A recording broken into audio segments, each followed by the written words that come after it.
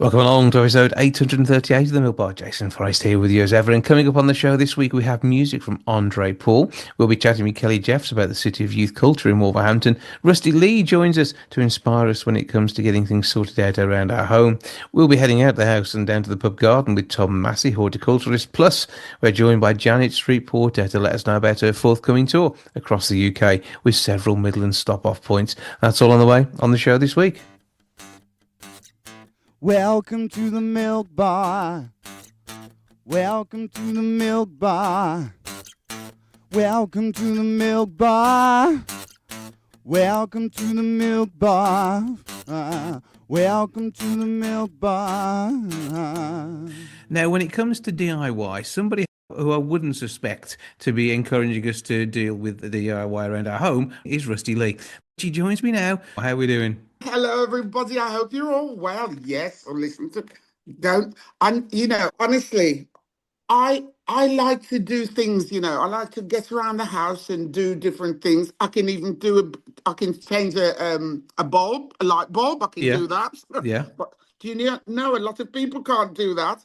I can also wire a fuse. My dad taught me to do that years ago. But there's certain things that you can't do. And the thing is, when you've got things going on in the house, you really need to get a man in or a woman. You need the skill set, yeah. Because I mean, if I'm preparing a dinner, I mean, like that time we were down at Bilston Market when Yeah. you did some amazing food. I think we had a chicken curry down there. Hello. You get in the people to do the job, and if you want food, you get Rustie Lee in. If you want to make sure your plumbing sorted out, you do not get Rustie Lee in. No, don't get me in to do your plumbing. As well as sorting out the DIY though, and you mentioned the fact you big on your smart meter. When you've switched the oven on now, do you see how much electricity it's taking to cook dinner? Mine's going to be coming soon, but the thing is, I thought, like everybody else, you've got these meters in a cupboard somewhere or high up somewhere, and you think, how on earth am I going to get to that? And so with the smart meter, what's great about it, you don't have to do that because all the information goes straight to your energy company, which is fantastic. You don't have to wait for someone to come to the door, wonder if you've sent in your meter reading and all this sort of thing. All that's gone. It's all modern. And it's a great thing. My meter's coming soon.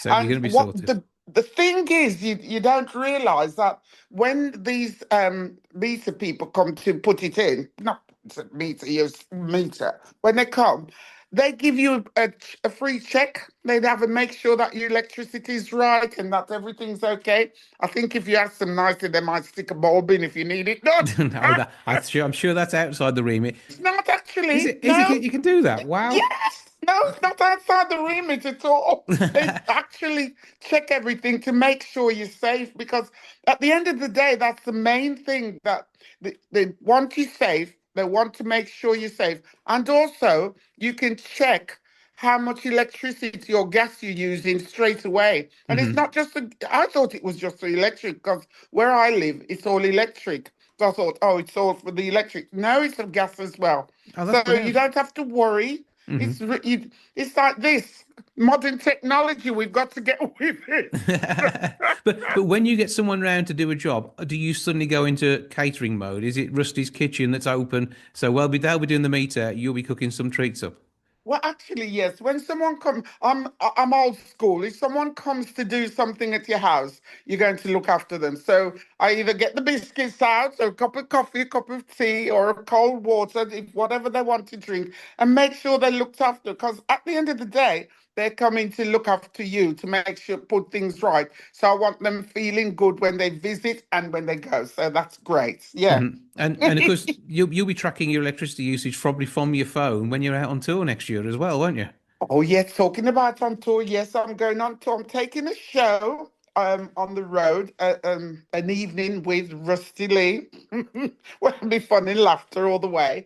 And so I can, well, if I'm away, no, my electricity shouldn't be going up, should it? You can check in, make sure no one's sneakily, They use you keep an eye on no one's sneaking in, them. using the electricity. But you're writing a couple of novels as well. That's coming up. Yes, I'm writing some novels at the moment. It's that I can't wait. When I do it, you'll have to invite me to come and talk about it. We can That'd sort be that. yes. I'd We'll do that. love to talk about it with you, Jason. It's amazing, and I'm doing some cookery books. So watch out for some cookery books coming very shortly. Hmm. Oh, and I've got listen to me. I've got a podcast that's just launching, so you'll have to come and chat to me, Jason. We'll sort this one out. We'll be in touch because we have mutual friends to be able to sort that out. That's not a problem at all. Oh. But we can get that done. But the thing is, in the novels, is there going to be a character who comes around to fit your smart meter? Maybe I should put one in there. I think Make that could sure be fun. your smart meter's good and that you're taken care of. Yeah, Smart Energy GB would be very happy with that. I'm absolutely sure. Of course, if you do want to get a smart meter, all you need to do is talk to your energy provider, don't you? You have a chat with them and they come and sort it for you. A lot of us, you can if you're savvy with using the computer, which I know a lot of people are not. All you need to do is get in touch with your provider, and they will help you to navigate you through the ins and outs of it. It's not difficult, and they'll be happy to help everyone. Absolutely. Well, Rusty, where can we find out about everything you've got going on at the moment? You can go on Instagram and see what I'm doing. You can go on Facebook. I've got lots of friends on Facebook. So just have a look. You'll find me there somewhere. Or I'll be on this morning very shortly. On the 25th, I'll be on this morning So at ITV. we'll watch out for you on there too. Rusty Lee, always good to speak to you. Thanks for joining us and keep an eye on what electricity you're using as soon as that smart meter's installed. I will do. I'll be walking around with it in my hand. And that's the other thing. You can walk around with it in your hand or keep it in a drawer in the kitchen and you're well away. You can check how much water you're boiling in your kettle. So there you go. Always a pleasure, Rusty. Thanks for joining us. Thank you, Jason. Lots of love to you and your family. Mwah.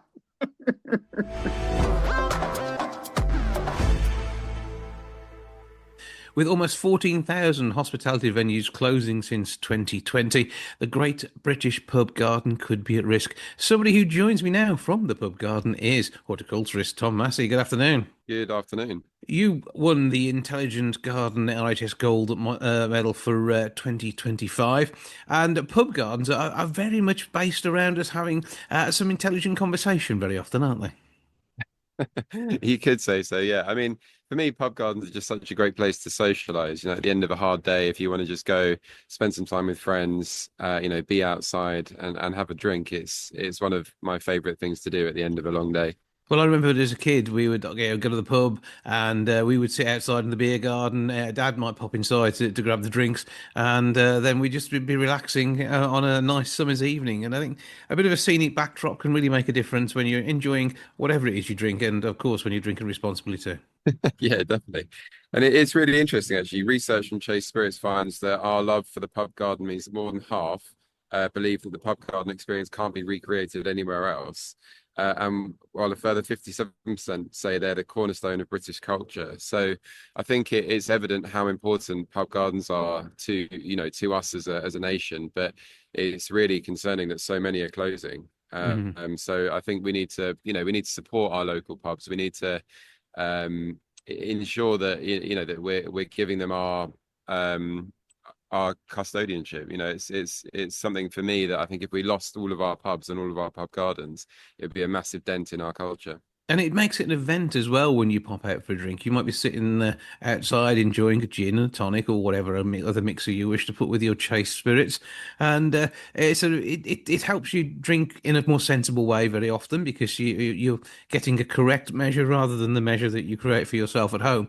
But you also sort of have that atmosphere and that sociable side of things too, which I think means that you are going to behave in a better way, and enjoy the time in the scenery. Yeah, definitely. And I think also, food and drink go hand in hand. So eating for me outside is it's a different experience to eating indoors. And it's Again, as a landscape designer, I'm always trying to bring nature to people, to get people closer to nature. So as you can see behind me, we filled this pub garden with all sorts of plants, trees, flowering species that attract humans and provide a nice space to sit for humans, but also are good for wildlife too. Mhm. So it's in our cities, in our towns and cities that are getting hotter in climate change, providing a green backdrop, creating spaces that do, plants provide so many benefits. They can cool the air, they provide shade, and they also just make you feel better sitting around plants and trees. Yeah, and looking at the scene behind you, you wouldn't necessarily think you were in London, would you? That's the thing. Yeah, and in front of me, I've got a view of the Thames stretching out. So, it's pubs are often in incredible locations, and there a lot of people living in urban spaces only have a small garden or no garden at all. So pub gardens provide a space for people to have that access to nature, to meet with friends, to socialize, and just to get that time outside. Well, obviously, you bringing your award-winning designs alongside some award-winning gin from Chase Spirits is probably another great combination. I hope so, yeah. Okay, so what do we do then? I think basically we need to get out there and use these spaces to avoid losing them. Yeah, I think so. And I think for pub owners that have a garden, invest in some plants, buy some trees, make the garden more attractive, make it a space that people want to spend time in. And I think it can't be underestimated how much people want to be around nature, particularly urban dwellers. So if you have a pub garden that maybe doesn't even feel like a garden, fill it with plants and suddenly it will come to life. Yeah, no, less concrete, more greenery, and then yeah, happy customers relaxing, and who will probably stay a bit longer and be more likely to grab something to eat, and then also have that moment and be back again before you know it. Yeah, definitely. So, where can you have more information on the campaign, and of course the wide range of botanical flavours that you get with Chase Spirits? Chasespirits.co.uk for all the information and more on the campaign and the research. So yeah, let's go out there. Let's enjoy Apple Gardens, and there's nothing quite like a drink and maybe a packet of cheese and onion crisps when you sat outside, is there? No, I agree. Award-winning garden designer Tom Massey, thank you for joining us. Thank you.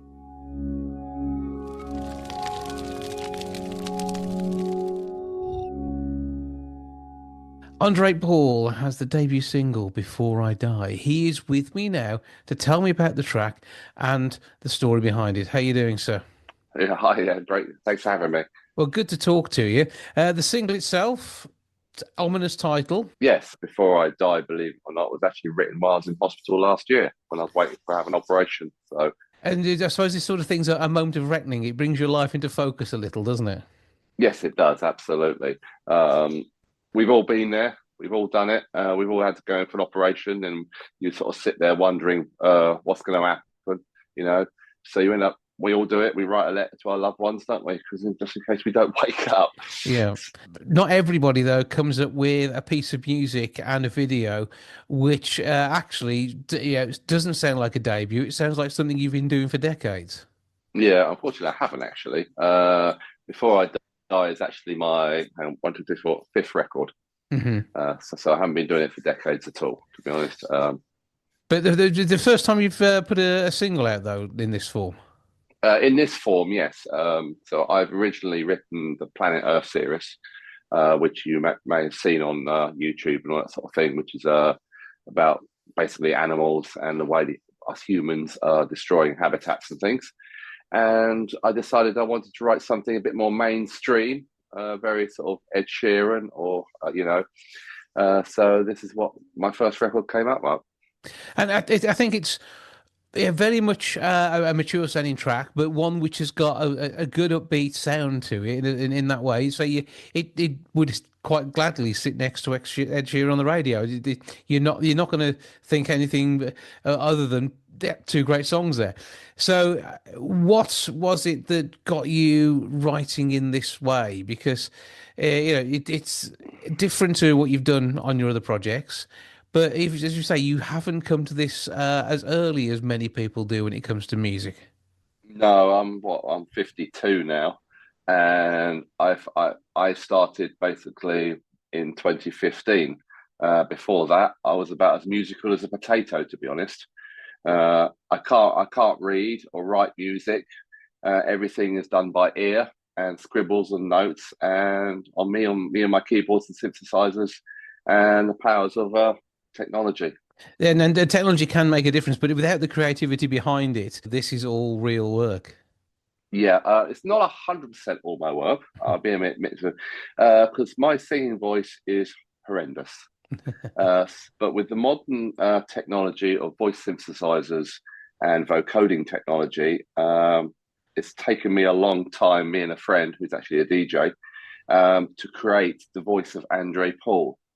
So what I basically do is I sing the song badly, and it goes into the computer, and then we can basically do what we want with it. You could turn me into a soprano if you wanted to. It's an enhanced version of you. Yes, absolutely. It's very much a labour of love, though, by the sounds of things, because you say the work that you put into this does take time, and it allows you to develop the whole package. Yes, exactly. I mean, as any songwriter knows, first of all, you write the lyrics, and then you've got to write the melody. And then obviously you need a good record producer behind you to create the perfect blend, really, to be honest. Loads of people can make the music, keyboard players, singers, and all alike. But having that extra bonus of a good record producer behind me really does help bring my music out. So you're the musical Max Headroom of a new generation. Yes, exactly. Well, almost, yeah. I mean, the thing is, before I die, I wasn't sure if it's what I wanted to do, because I've concentrated very much on classical, sort of digital classical music and that sort of thing. But I decided I wanted to do a more mainstream pop song, just to sort of put my toe in the water. And yeah, it's worked out quite well, to be honest. So obviously there's quite a lot going on. There's brilliant stuff happening on the socials, music videos as well to share. So where do we find all of that? Simple. Go to any streaming platform, type in Andre Paul, and boom, up I come. You'll be there doing your thing in, say, digitized, enhanced magic, and bringing to life the creativity that you and your team have sort of drawn together and have, just say, put that effort into to give you a great polished product. Yeah, the thing is that a lot of I mean, as we know with computers, you may remember back in the 80s when the first drum machine came out. We're going back a little bit. Some of your listeners will probably remember, oh, yeah, I remember that, the old Roland drum machine. And then the clapping noise it made was its highlight, wasn't it, really? That's right, yeah, that was it, clapping noise. But the thing is that drummers were trembling in their boots because, oh, no, what's going to happen? We're all going to won't need drummers anymore. Yes, you will. Of course, you need drummers.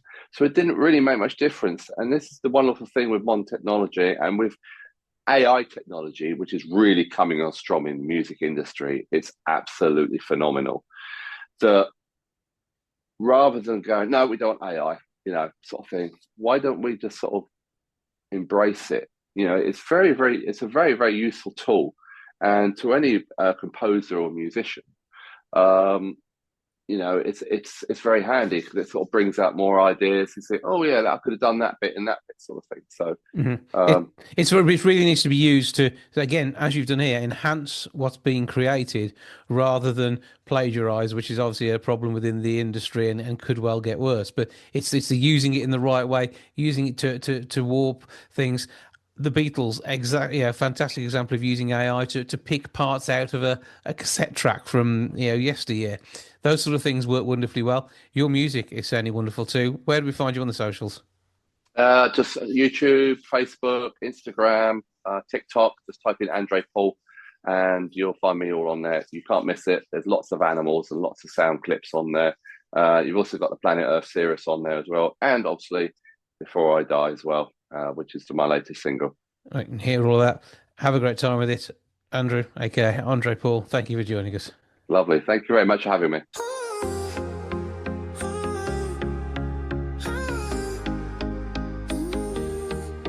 Not a singer, not a star, no piano strings or guitar, but these songs I wrote for you, hope they touch you through and through. Not famous, not unique, no talent that you see, but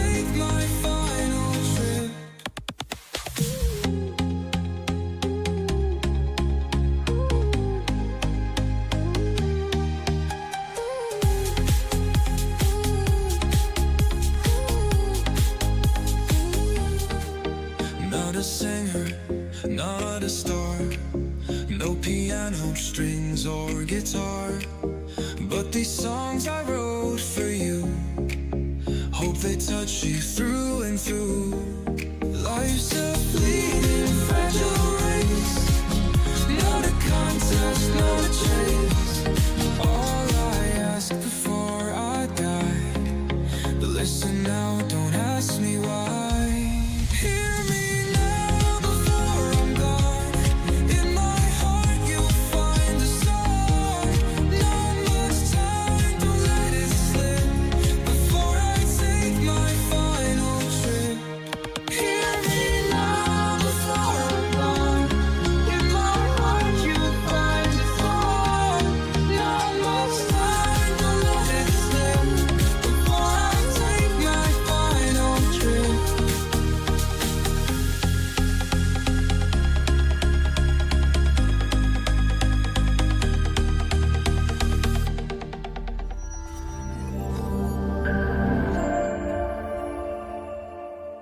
Now, Janet Street Porter is on the loose, heading out and about across the country with her first solo tour for a few decades or so, I think. She joins me on the line now to tell me what she's up to and how she's going to be entertaining her audiences. How you doing? I'm fine, thanks very much.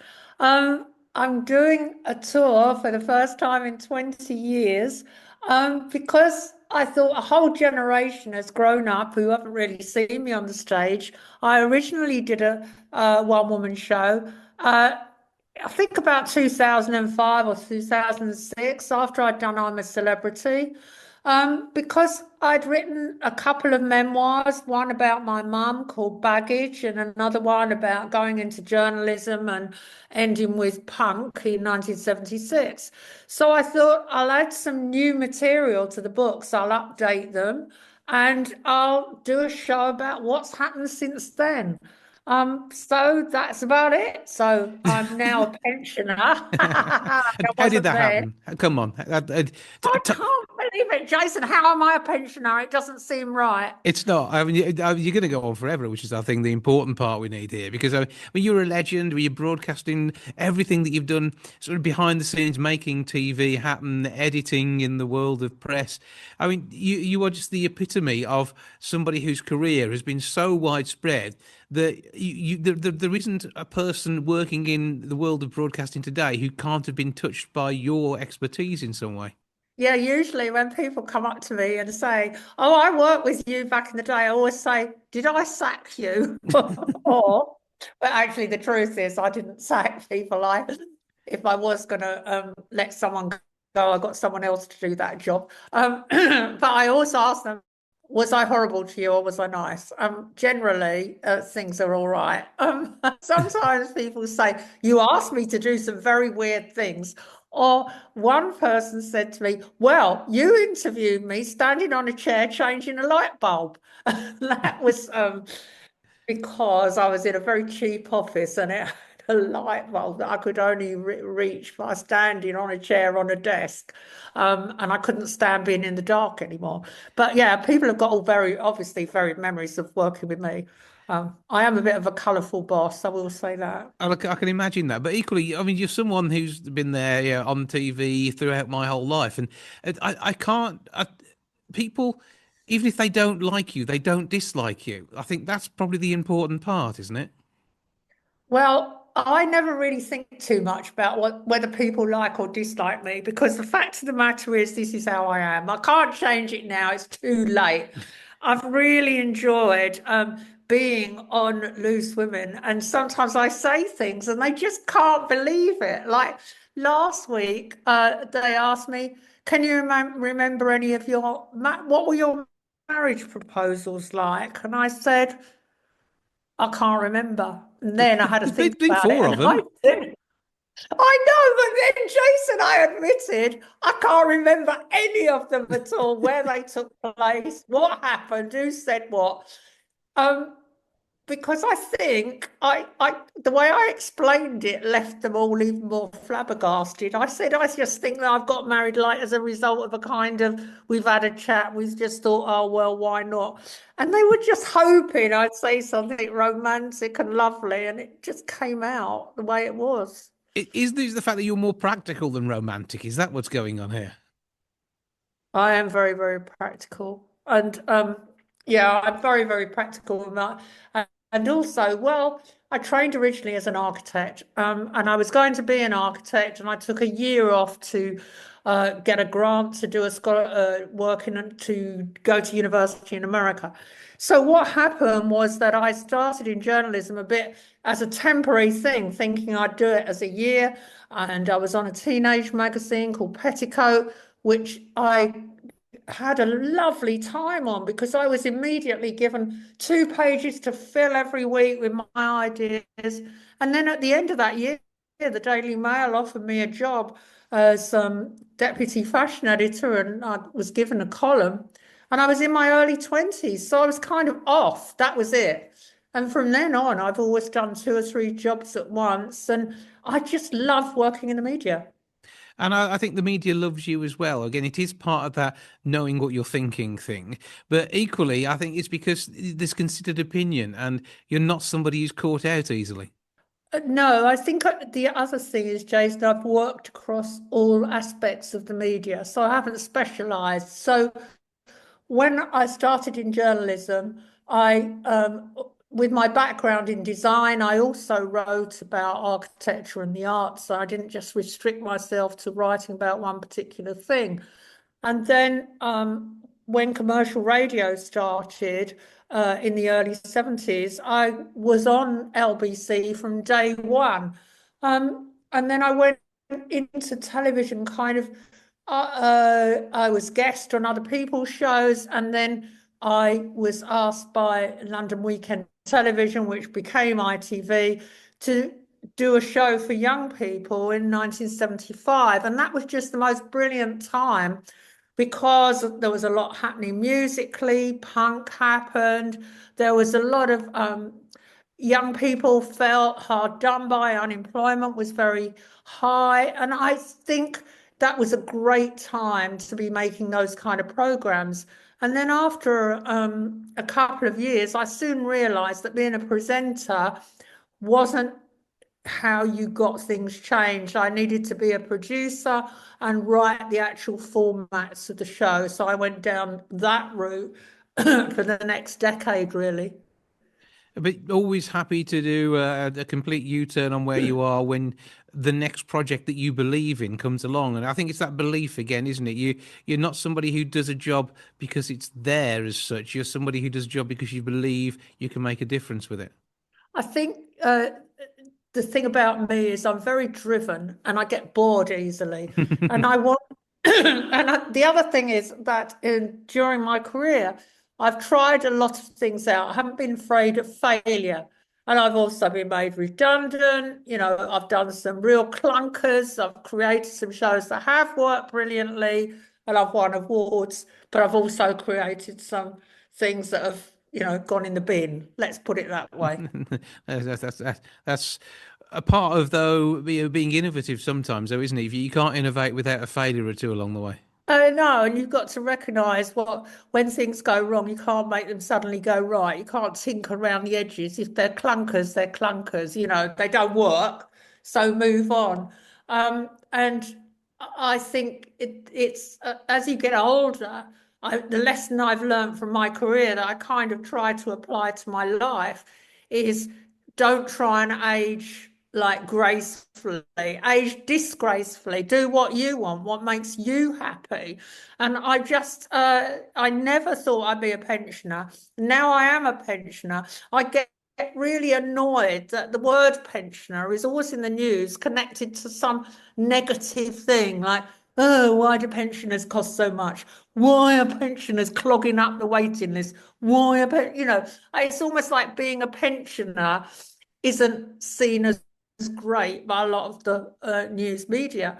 Whereas I think there's another way of looking at the last part of your life, the last third of your life, which is it's an opportunity. It's not a negative thing, it's an opportunity.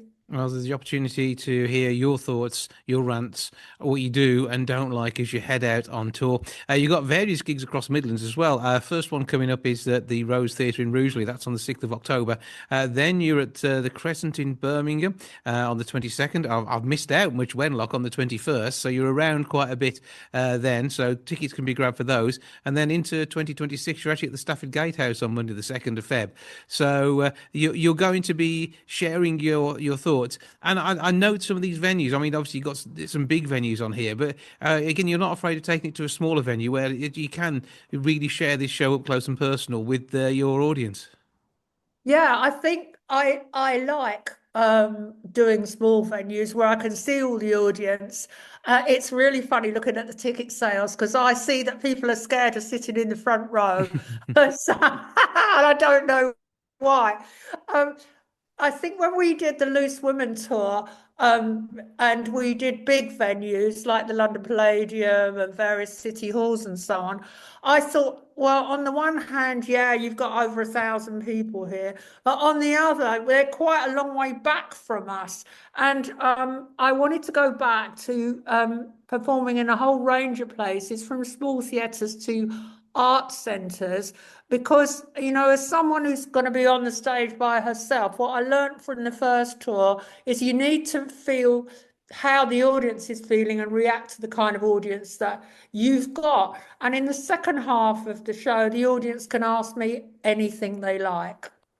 And I should think there's a fair few topics to pick up on, whether it be your Welsh-speaking budgie or anything else that's happened since you've been in the media. Yeah, absolutely. People always want to know what was my most embarrassing moment. Well, there's quite a lot of those. It depends which ones just popped into my head. So, but obviously, in my life, with 4 husbands and quite a few blokes along the way, there've been some very, very embarrassing moments and a few disasters and a few nice times too. But my life has been nothing if not colourful. And may that colour long continue, and may you bring it to the stage and impress and wow with a live and uncensored night. It is Janet Street Porter on the Loose. Ticket details, that'll be mostly through your website, I'm going to guess. Yeah, janetstreetporter.com without the hyphen, so it's all one blah, blah, blah.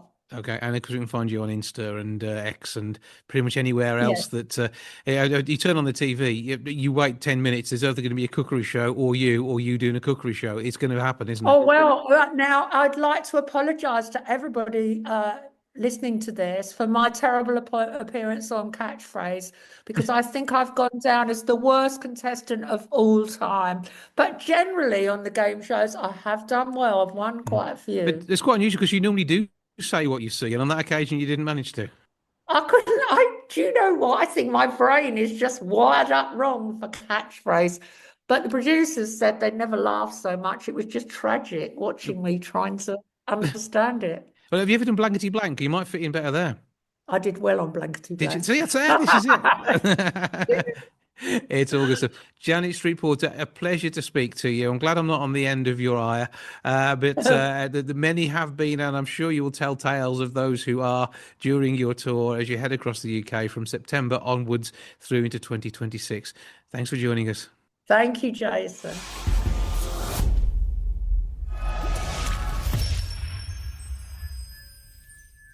Now, the Wolverhampton City of Youth Culture is 18 months into its 3-year project. Kelly Jeffs, the coordinator behind all of this, is having a wonderful time and had an amazing celebration last week at the Wolverhampton Arts Centre. And she joins me now to tell me quite what's been going on. How are you doing? I'm fine. Thanks, Jason. Thanks for inviting me on. Well, it's always good to have a chat with you, particularly when you've got such an auspicious sort of event alongside the brilliant work that's been done with groups of youths across our city. Absolutely, yeah. We held a great celebratory event last week with attendances from the MPs, local councillors, directors of the council, stakeholders, but more importantly, young people that have been involved in the project, as well as the Arts Council, who are predominantly the funders, of this huge 3-year project that's citywide, with 5 partners, and so it's building some momentum now. Really, it takes a little while to get into these things, because whilst you got many people who are interested and excited from the outset, actually turning that into sort of boots on the ground as the young people get involved, and as the partners start to really see what is out there when it comes down to engagement, I think these things really sort of snowball from this point onwards, don't they? Yeah, I mean it's it's actually quite a complex project when you sort of break it down, but the overarching objective is to engage young people in cultural activities, and for them to become more aware of what's on offer, and to open up opportunities to young people who might not see the cultural and creative industries as a pathway.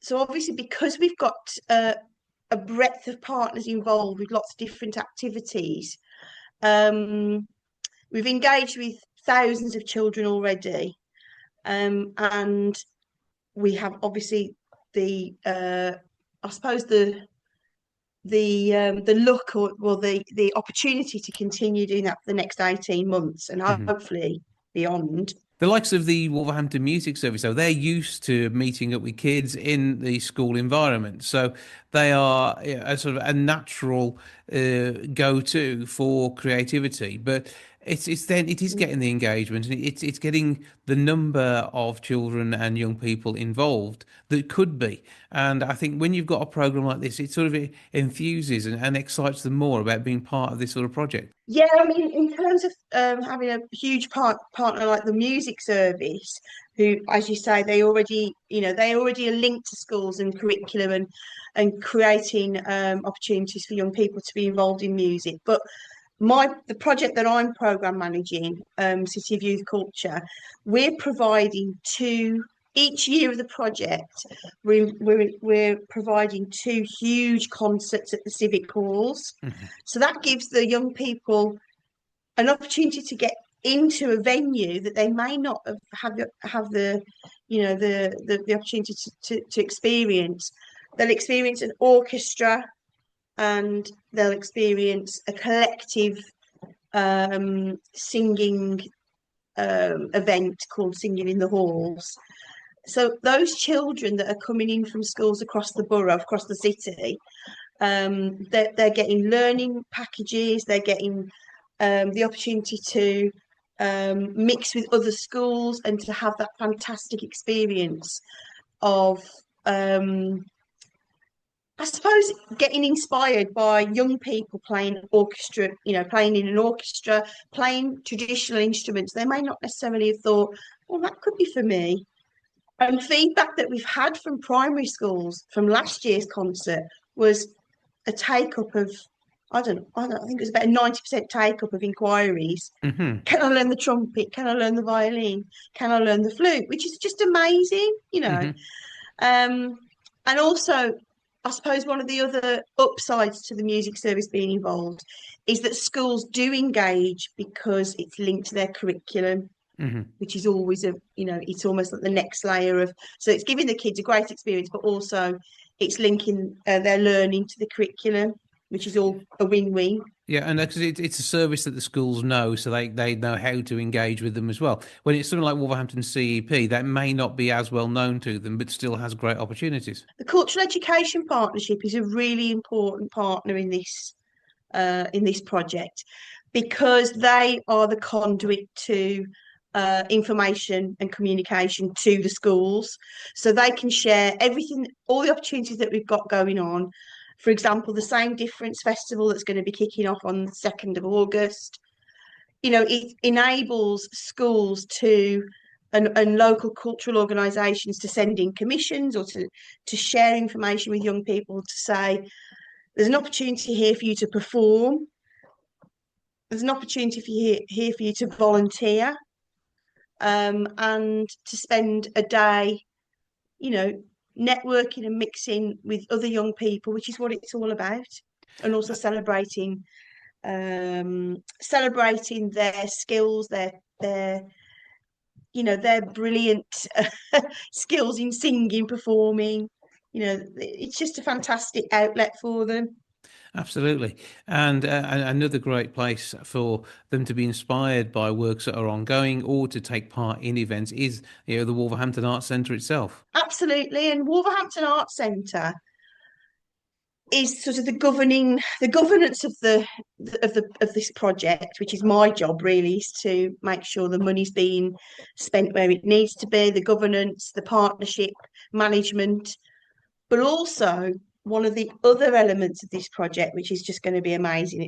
It's all going to be building up to a momentum shortly, is the visual arts trail, and we're looking after that. So I have a producer on board, Rachel Winspur, and we're going to be commissioning 9 pieces of art that's going to be sited across key parts of the city, and the first 3 are going to be installed the end of July, so there'll be lots of press around that, and then the next 3 will be quite soon after, September, October, November, and then the final 3 will be early next year. So that's going to be they're all pieces that are co-created by young people, so they'll see their work being designed by a professional designer. They'll be digitized, they'll be augmented, so people will be able to use their phones and have a little bit of an animation and movement and all that sort of thing.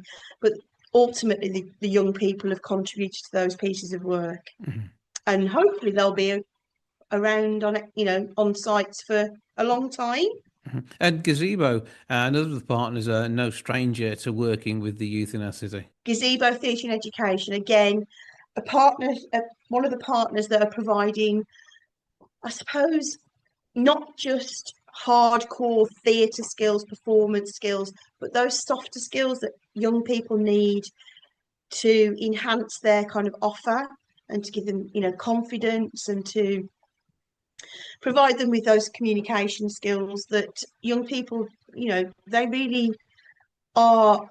That some of them are in a challenging environment at the moment, and I think, but don't underestimate them. They've been coming up with some brilliant ideas. And one of the spin-offs of the whole City of Youth Culture project has enabled us to create a cultural youth board. We've got 9 young people that we've engaged with that are learning how to create a board, create a voice, create a steer to support the project in how it might move forward. They've already consulted on the Wolverhampton Arts Centre rebrand, which was amazing. They're being subjected to other organisations, cultural organisations like the Arena Theatre, the Grand Theatre, the Art Gallery, Wolverhampton Arts Centre itself, just engaging them with activities that are going on across the city. But also, one of the amazing outputs from that youth board one of them has been offered a BBC apprenticeship. Brilliant. And she's adamant that the youth board has been one of the key factors of supporting that application, that experience. So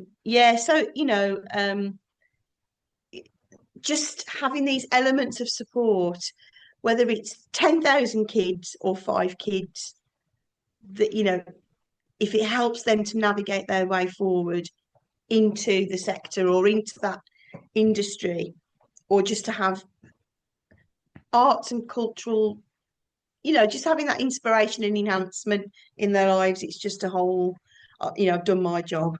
The project's amazing. And another element to supporting young people into their creative pathways is Learn Play Foundation. Now, because they're another partner, and this is working in both Walsall and Wolverhampton is where they're based. They do all sorts of great work there, and this is very much a digital sort of outlet, isn't it? I mean, they are so used to holding digital webinars and the like, and really touching thousands of lives and helping to create positivity through imagery and even things like anti-knife crime work, all this sort of thing coming together in one place and inspiring the kids to get involved in this sort of digital media. With Learn Play Foundation, they go out into the schools, they go out on site, and they've been supporting young people as well who are not necessarily in mainstream school, they may be supporting young people who are home educated, and also they engage with organisations that focus on young people like the Way.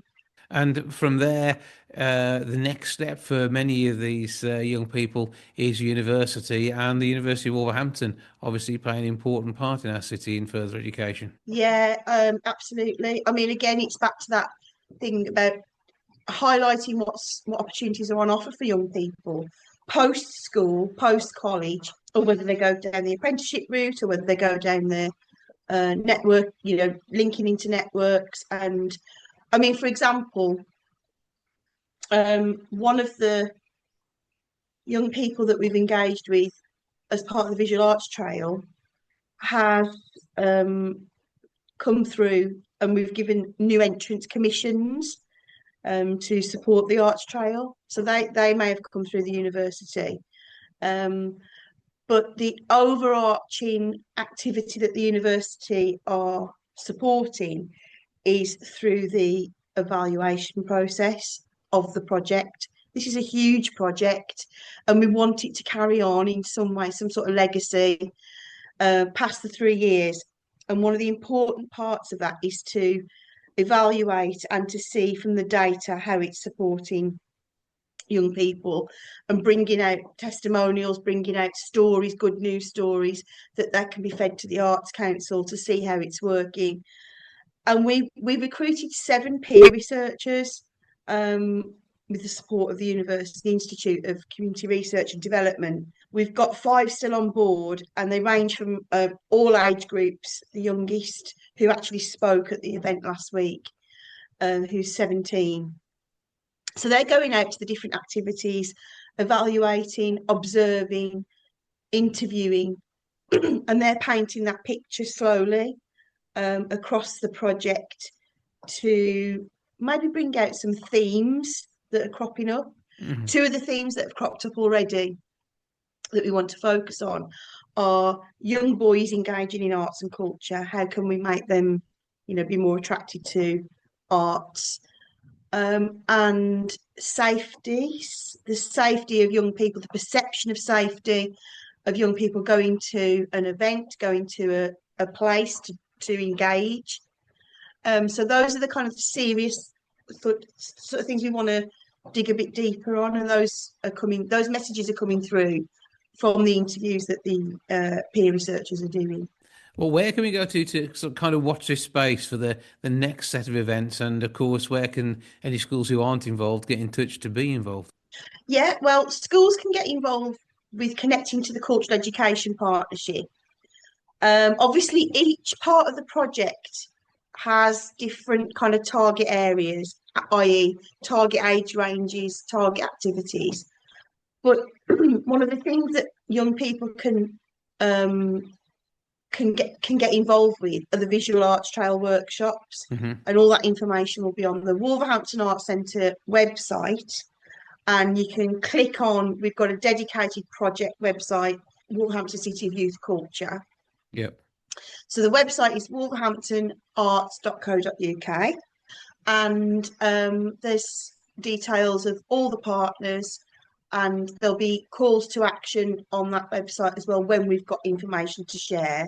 And we will be having a call out for the next lot of workshops, which will be in August, and they'll be based over at the Art Gallery. So that'll be brilliant. So keep an eye out for all of those. Follow what's going on. We will update you here too, and keep having a great time inspiring the youth in our city. Kelly Jeffs, thank you for joining us. My pleasure. Thanks for including us on your programme.